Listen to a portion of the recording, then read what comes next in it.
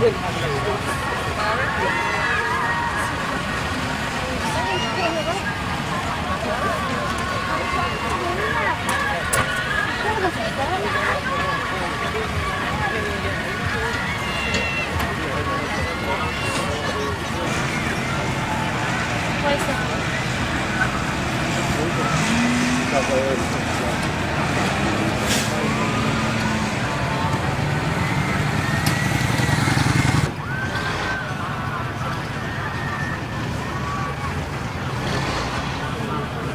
then opens up.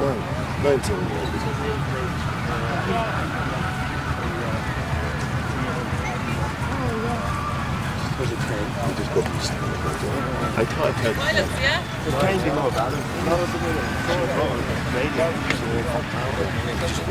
I don't know what I can't really see what I'm filming. I took that glass and fucking viewpoint with my focus.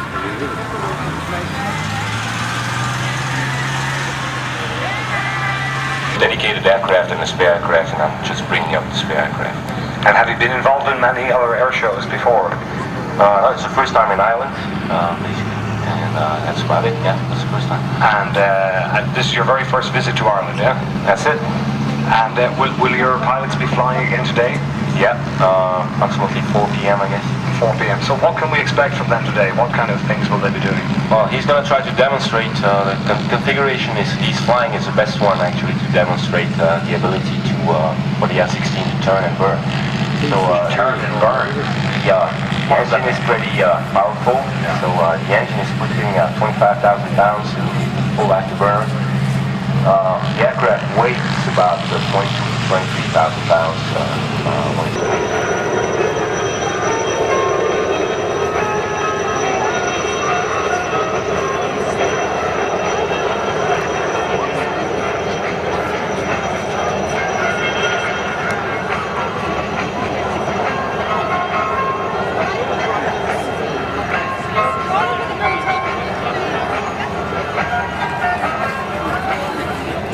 British soldiers were injured last night after trouble at an orange order parade in Burgundy, County Armagh. Nationals protested to pepper bombs and other items as a security option to respond to questions.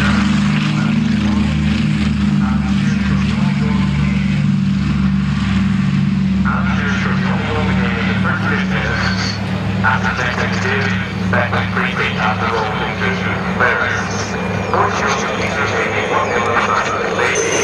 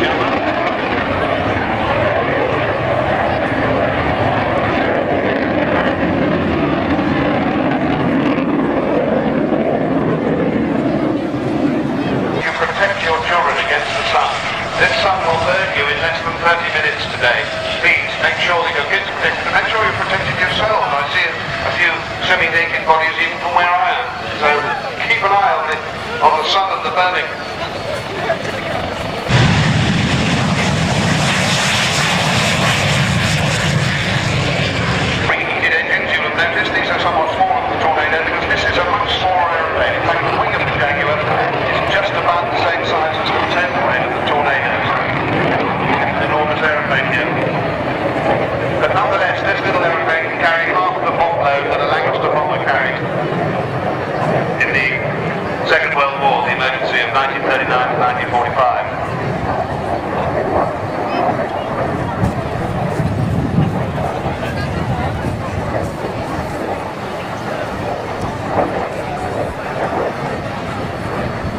So Baldonnel's putting the Jaguar in for a tight turn. He's putting something like 7G here.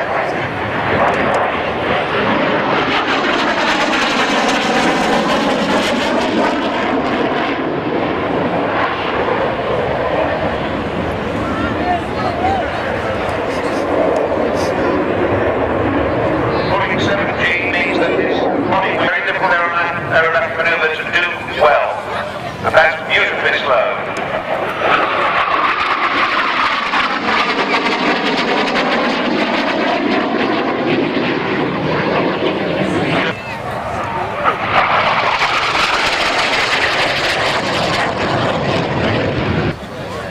Next time he comes past the other end of the spectrum as far as this aircraft is concerned, a slow pass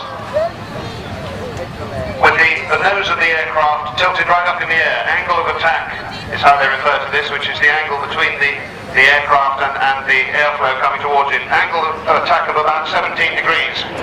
Significant. Tell you why in a moment.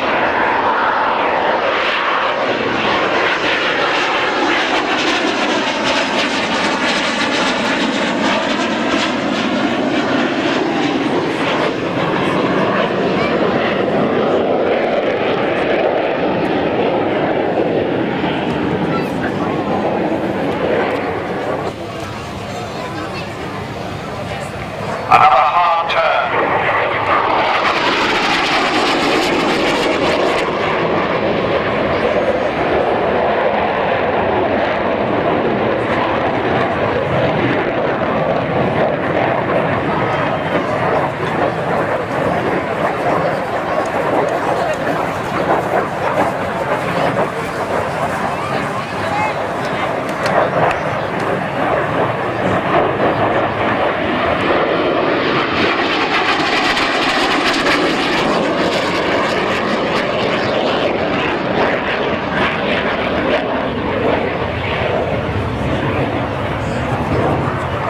Notice how crisp Paul Binns' display movements are.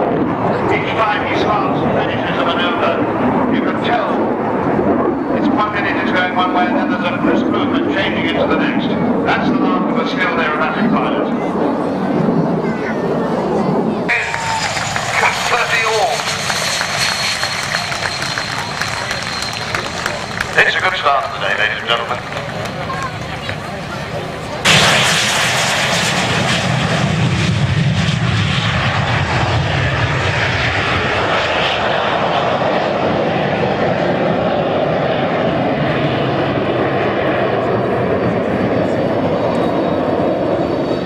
Now also rolling down the runway from the right is the Harrier that we were going to see earlier. This is going to be a very noisy display, but not absolutely 100% noise right at the beginning.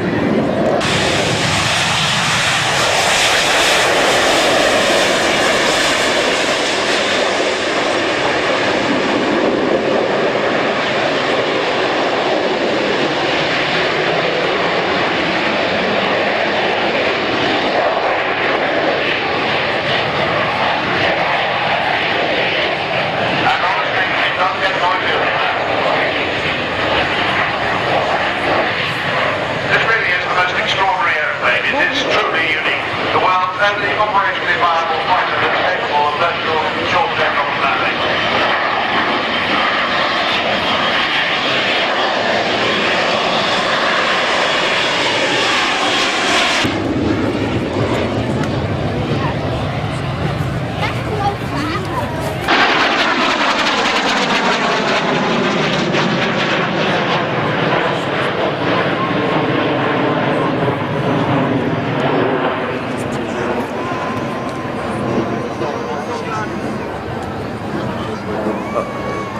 Years ago it is that this aircraft's forebear, the Hawker P1127, first flew in the Hopper.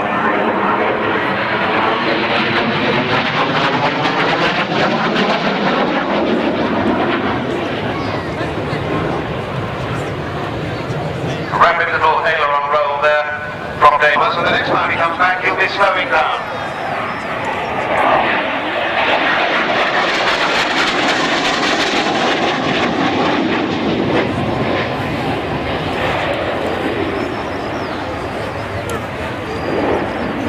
Actually, I'm slightly ahead of myself. It went 7G once again, weight of the body increased by 7 times, and slowing into the slow part of his display.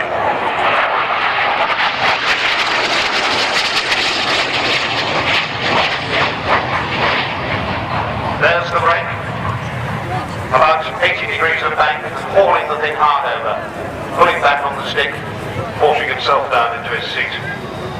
And at the same time, what he's doing, the thing about the Harrier is to give it this amazing hovering capability, and there's just one extra lever in the cockpit. And the jets, instead of the single jet engine, the Pegasus, the Rolls-Royce Pegasus, instead of squirting directly out of the back of the airplane, comes out of 4 nozzles, 2 on either side. And when the pilot moves the lever, those nozzles vector themselves, they turn so that the jet exhaust can be anywhere from straight back, which it has been so far, to vertically down, in fact, to slightly forwards, because it can actually go backwards in this aircraft as well. And anything in between, all done with a single lever. It's very simple. And his normal flying controls also work the same way when he's in the hover, when he's jet-borne as opposed to wing-borne. I'm going to shut up now, because you probably can't hear me even now.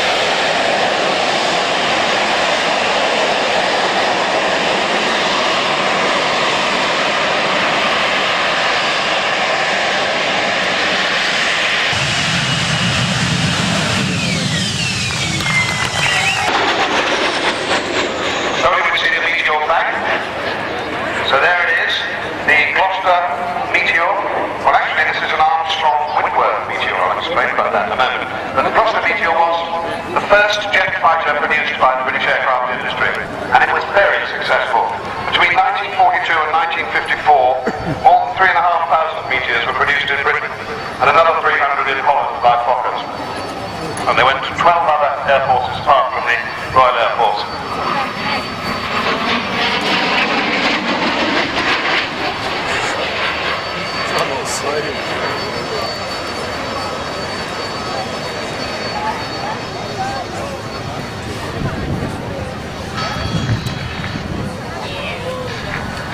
Dauphin in the Harrier receiving a well-deserved round of applause as he taxis by.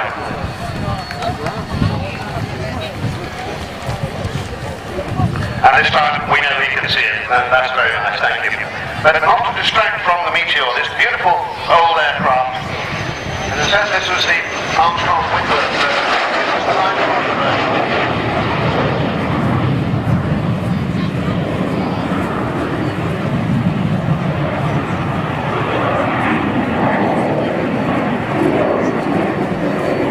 And I think we can hear the voice of Dan Griffiths, pilot of the Meteor, talking us up 300 knots. Going back down off the line, down to our building. That's Dan Griffiths flying this Meteor. Down to 50 feet.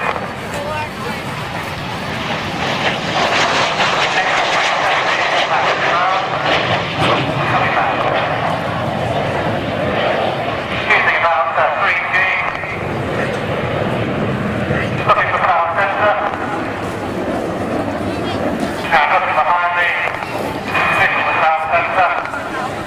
300 knots ready to pull up. 依個六次你啫。 400G. So 4G pulling up. He's about to pull. Pulling that now. 4.5G.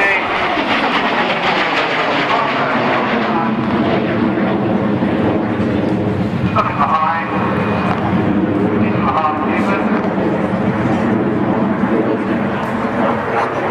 Dropping his arm movement to come back down to the ground.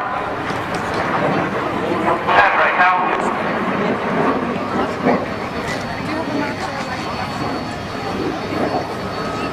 Handbrake back in, got under the idle.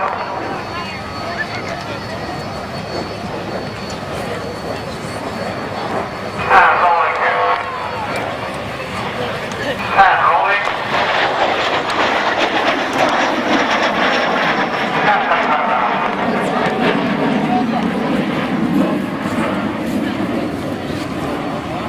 Give it a nice time, slow speed.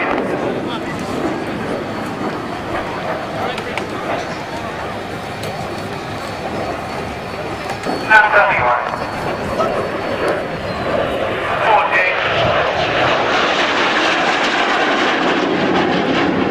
Coming up to the high speed path.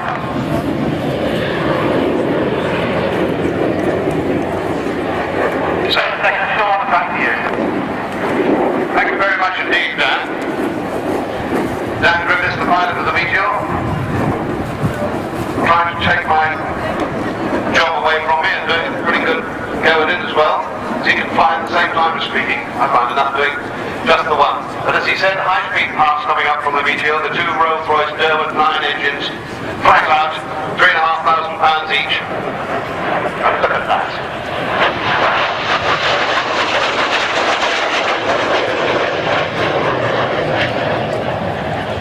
Now isn't that an absolutely grand old lady?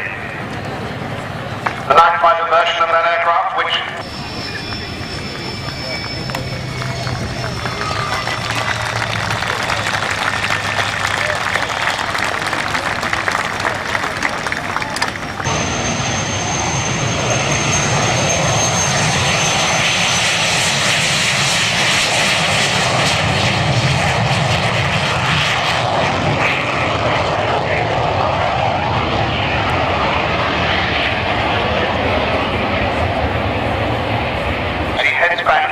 towards us.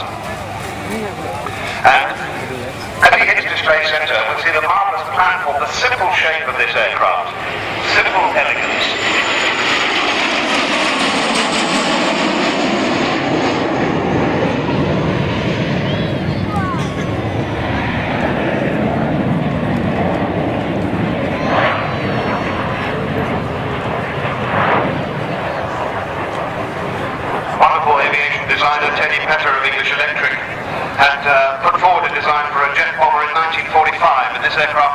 in 1949. So we're looking at something that's 51, the ideas of the first flight is 51 years ago.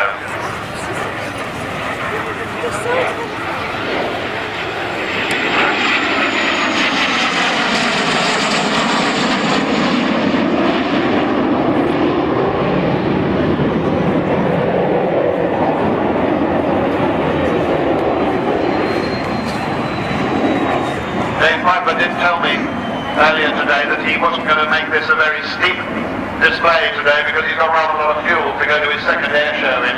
But it doesn't look like that to me. Looks like we're getting the full schmear here.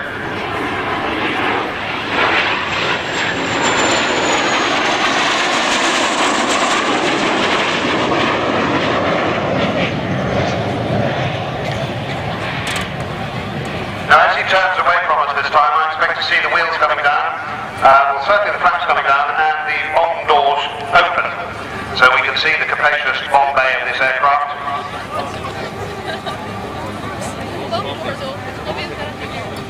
All sorts of rolls.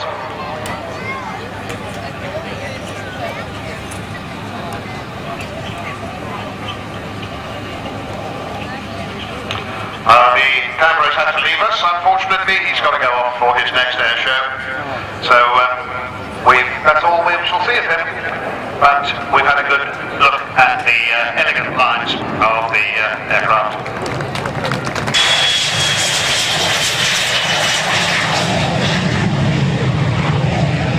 That's Clive Rustin flying that. He's, I was going to say 68 years old, but he says 68.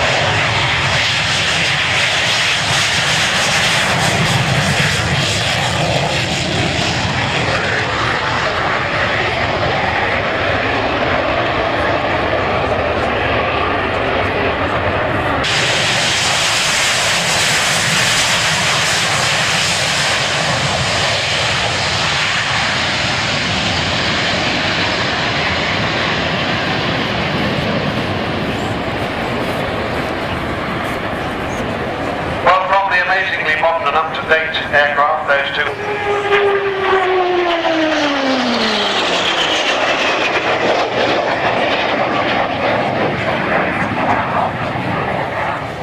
First prototype of that aeroplane flew in 1943. Amazing, isn't it? First production aircraft, the F1 fighter version, didn't fly today. First Allied aeroplane to exceed 500 miles an hour. And the reason for this rather strange layout was to keep the jet pipe short, prevent loss of efficiency. They didn't understand how to make those things work in those days. So it had these funny little twin booms at the back, sometimes known as the slider craft.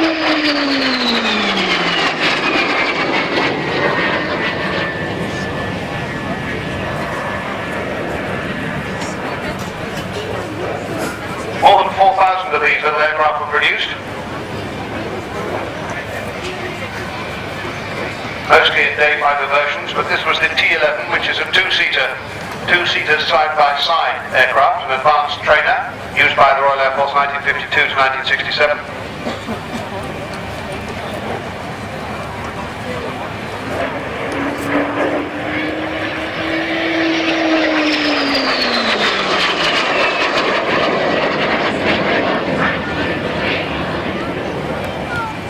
In fact, we could hear from Clive Rustin, who's flying the Vampire.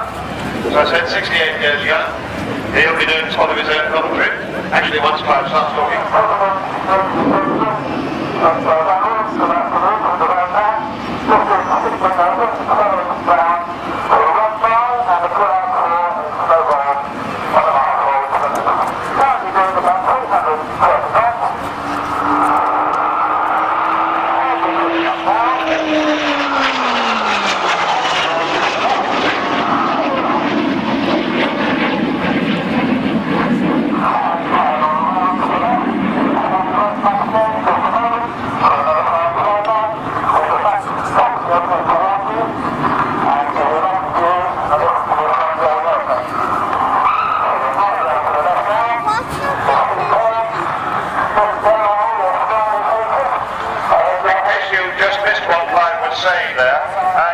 Tipping the wing down as he comes by on this pass. So if you want to get a picture of the shape of the Vampire, this is probably a good moment to do it. Vampire! Can we just say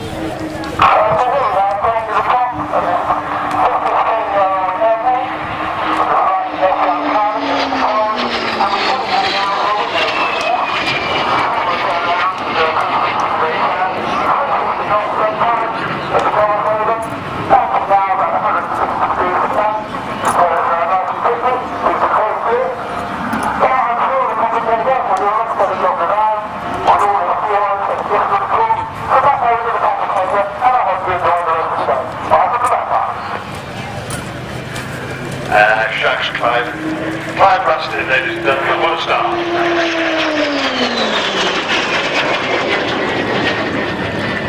Lovely sound of the de Havilland Goblin engine. Goblin 35, 3,500 pounds of thrust, about the same as the two, each of the engines on the Meteor. Actually, this aeroplane belongs to a guy called Jim Kerr, who I think is probably in the aircraft with Clive. And he was telling me that they've got quite a few vampires at de Havilland Aviation at Swansea in South Wales. And he's got enough spares to last forever. Because when the Swiss were the last people to operate vampires, and when they finished, they just sold all their spares off as a job lot.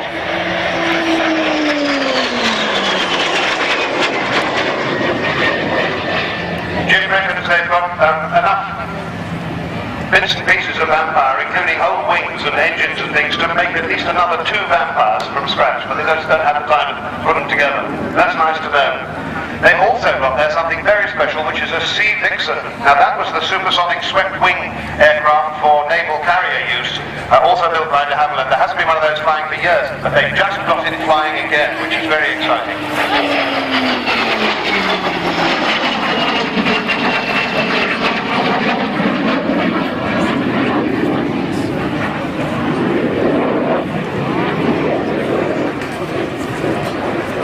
Now let me introduce you to Commandant Kevin Byrne, no stranger, his voice to us here at Baldonnel. Kevin, English or British jet, we call it the Irish jet because of course the Dauphin was the first jet registered in Ireland. So we got the first 2 of them, of 6 in total here in 1956. The runway beside which we're standing were actually laid in 55-56, so that the vampires, which came from Hatchie, could actually land.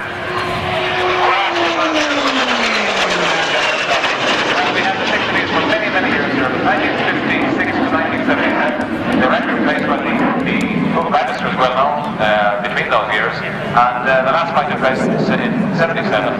And we think that over 110 aircraft or pilots of the airport were trained on the Vampire in the advanced role. well, I don't consider myself reproved for not referring to it as the Irish jet.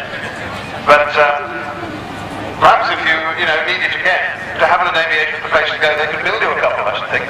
Well, you see, Sean, the sound is extremely familiar to the natives of the area around Baldonnel because in the 60s and 70s they used to go on parade. 3 vampires would take off this runway in front of us, fly over the city and do a little parade show at about 300 feet down the main street, O'Connell Street in Dublin.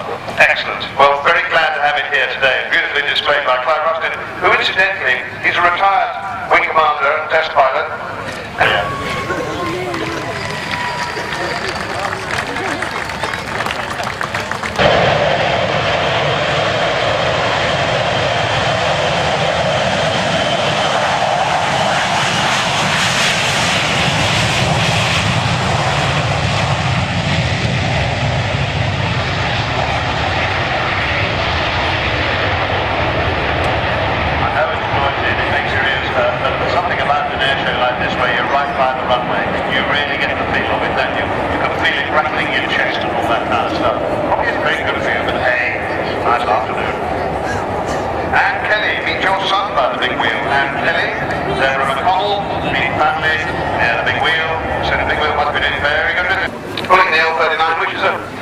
A jet trainer and light attack aircraft. First flew in 1968.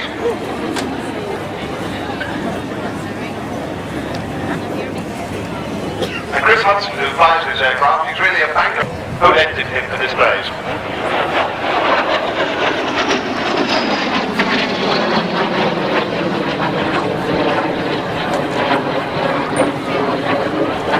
Now that's called the barrel roll. That's when the aircraft rolls about the imaginary outline of a barrel lying along the line of the display.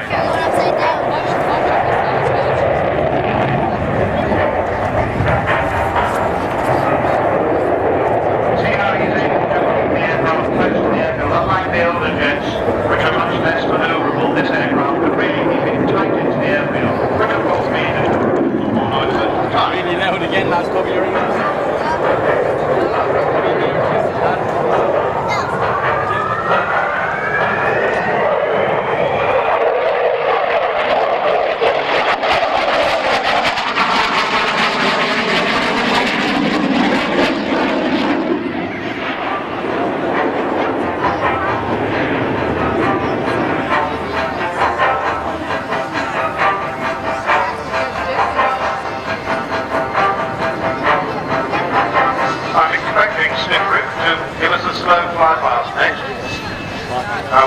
how the Jaguar did it, at about 17 degrees angle of attack, tilted up by 17 degrees. This aircraft will do it at 25 degrees or more, because this is a fly-by-wire airplane. The computers enable the airplane to fly right to the edge of the envelope of its performance in safety, and the computers make sure it doesn't overstep the mark.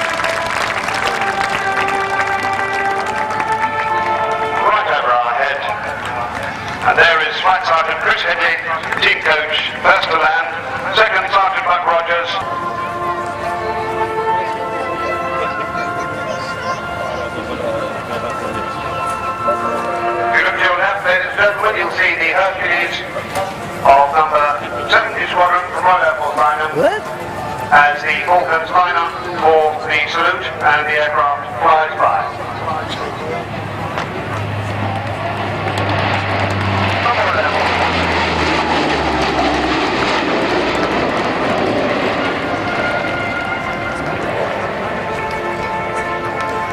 And very quickly, they're also going to make a prize presentation now.